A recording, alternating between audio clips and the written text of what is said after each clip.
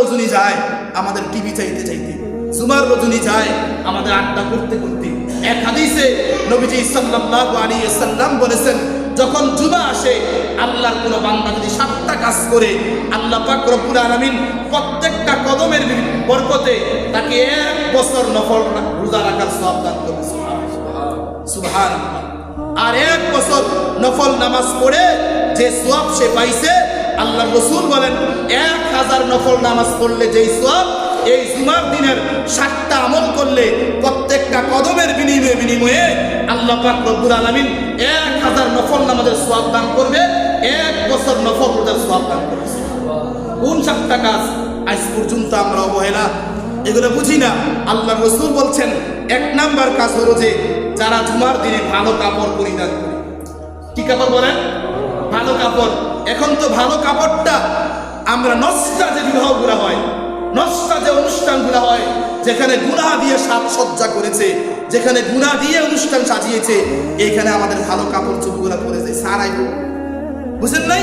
আল্লাহর ঘর মসজিদ সবচেয়ে পুরান যে কাপড়টা আছে, আদোয়া কাপড়, অনুষ্ঠানে গেলে মানুষ থুতু মারবে, সেই কাপড়টা অসল হয়ে গেছে গা, এরকম কাপড়টা করে নাফরমান জুমার দিন মসজিদের মধ্যে আসে।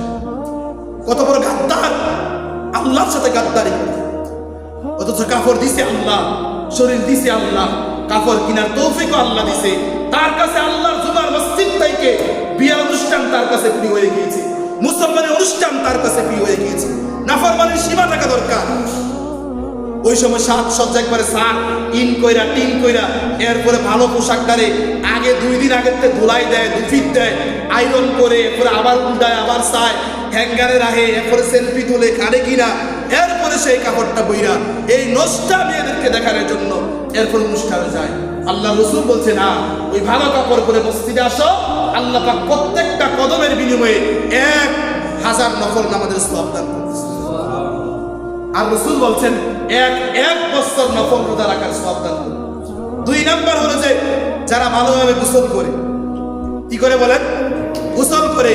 শীত আসছে 3 দিন 4 দিন 5 দিন গোসলের কোনো খবর নাই।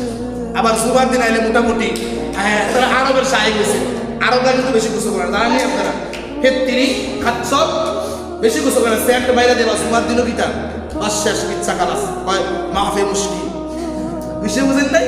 এই সেন্ট মাইরা দিয়ে গোসল ছাড়া এই নাফরমান বাচ্চা সে আল্লাহর ঘর মসজিদে আসে। রাসূল বলছে ভালোভাবে গোসল করলে আল্লাহ পাক প্রত্যেকটা কদমের বিনিময়ে 1000 নফল নামাজের সওয়াব দান করবে, 1 বছর নফল রোজার সওয়াব দান করবে।